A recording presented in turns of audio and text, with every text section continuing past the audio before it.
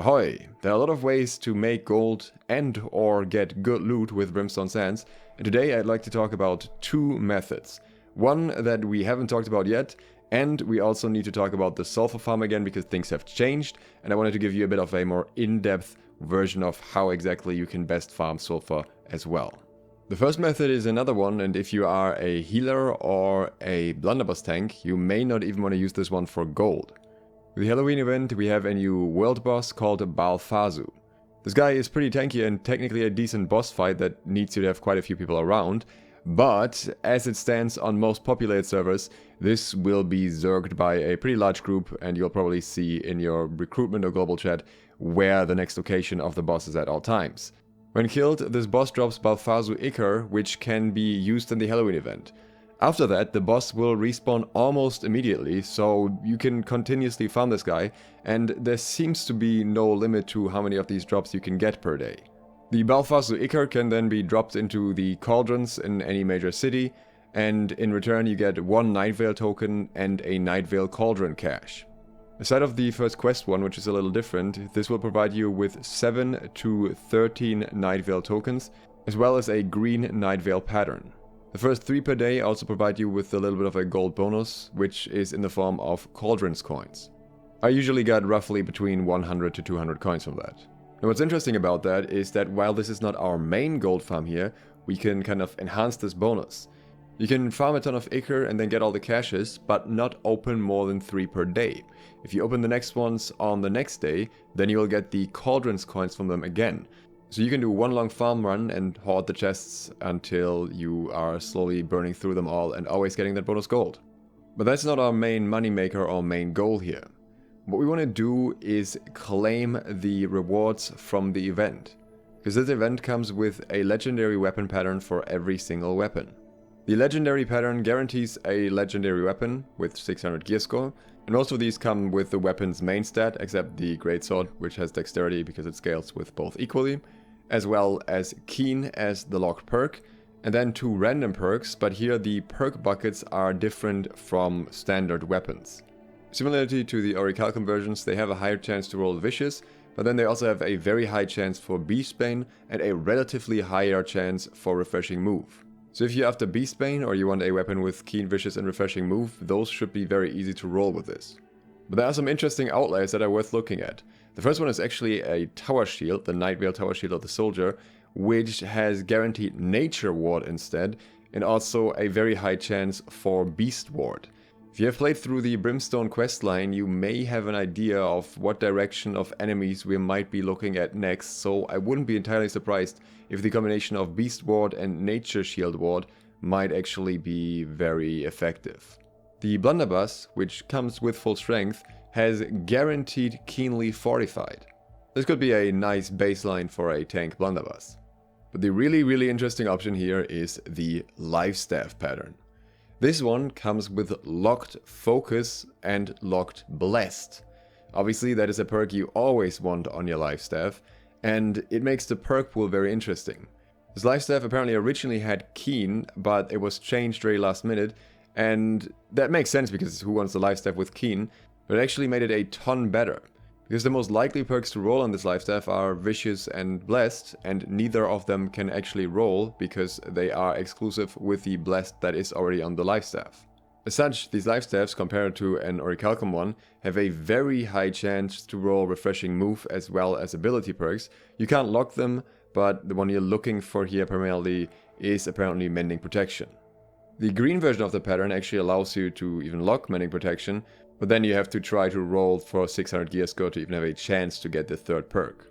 The legendary version on the other hand doesn't allow you to use craft mods. But as you can tell, these patterns are most definitely useful for Lifestaff users, and as such, they have value.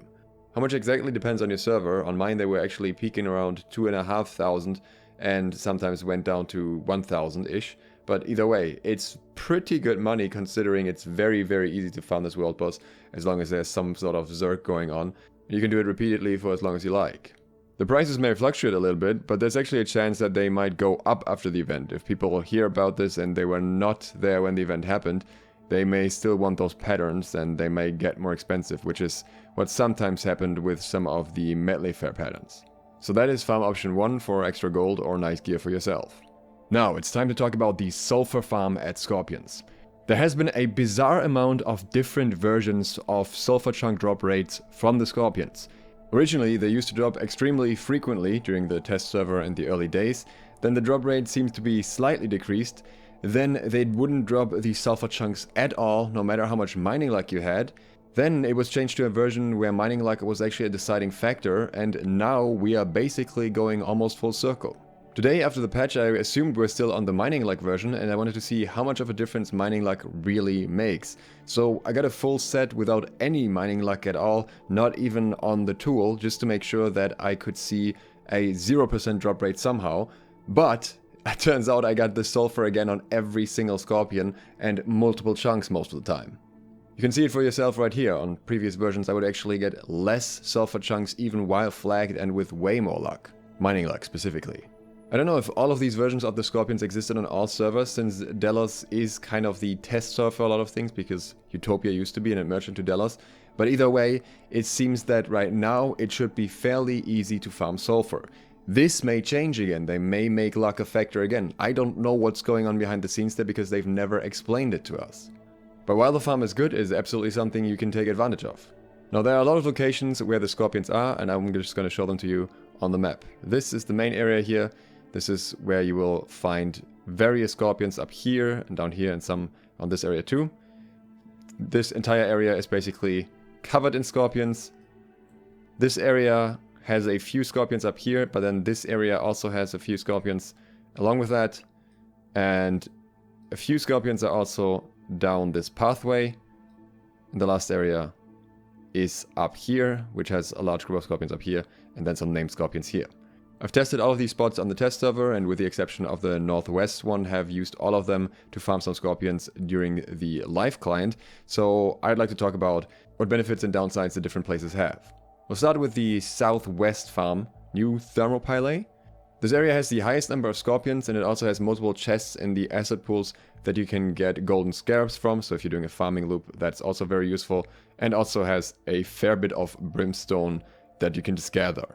What's also nice about this place is that it doesn't have many other annoying ranged mobs to deal with, so you're mainly just farming Scorpions. This is without a doubt the best farm spot, but people also know that, so this is usually the most frequented one as well. The spot has enough Scorpions to be farmed by multiple people, but obviously there is a threshold where it just becomes inefficient, and some other locations may just be more effective. The next location are the center pools, the Pools of Orcus. This area again comes with quite a few Scorpions. They are kind of a bit more spread out though, and there are also quite a few chests to loot. Generally there are more other mobs here as well, which can be a fair bit annoying, but they are not necessarily that close to the Scorpion area. They're mostly close to the chests. Since this area is close to the town and it's also related to the main quest, it's obviously very frequented by a lot of people, but not all of them are necessarily always farming. Generally, it wouldn't be my preferred spot just off the foot traffic, and a lot of people that would just come down there for a bit and then kind of make the farm a lot less efficient because there aren't that many Scorpions in each of these pathways that they're in. But it's also not inherently always horrible, especially the southeast part of it isn't necessarily always farmed. The northeast pools, the Sopdu Hot Springs, have a very high number of Scorpions in the north, and they are very far away from the pools for the most part, so you can very conveniently farm them. There are some asset chests here as well, and there are quite a few annoying mobs, especially if you move more towards the south area, where you will find the two named Scorpions.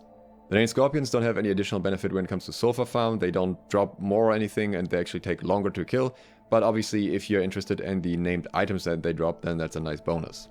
The spot can usually be shared between two people, but if there are more people around, it's probably not that worth it most of the time. That brings us to the more spicy spot. Bath of Mercury in the northwest is a spot that I personally avoid because it only has 5 Scorpions, which is in my opinion not really worth it. But you can combine it with the area above it, Diospolis, and kinda rotate between them, and you'll actually get a decent number of Scorpions, since that area, while it doesn't have any pools or anything, actually has 8 Scorpions.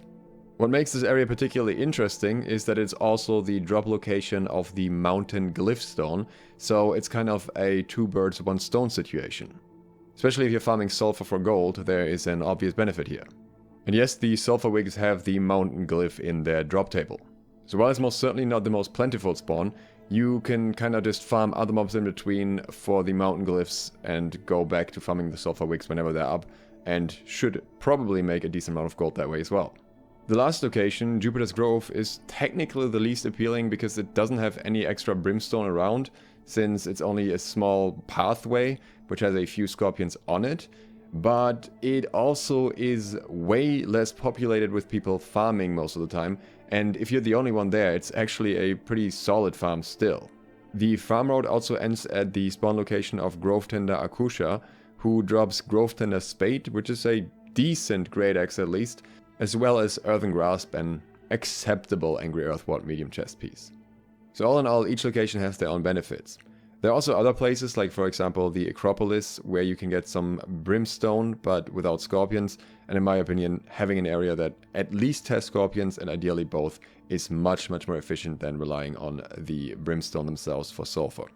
If at any point in the future the scorpions stop dropping the sulfur again, I would recommend trying out a mining set immediately to make sure it's not tied to mining luck again. I would not be surprised if the devs are not done messing with the different sulfur drops. But there are more ways to make gold in Brimstone Sands, and not all of them are as known as these ones. So in a way you can think of this video as a part 1, and if you'd like to know more about the other methods, I would recommend subscribing and clicking the bell, because that's the only way you get notified of that video when it comes out. Also, if you're interested in the Greatsword, I will link a guide right here, and we'll also talk more about that in the next days and go more in depth on different mechanics. Thanks for watching, Duke Sloth, out.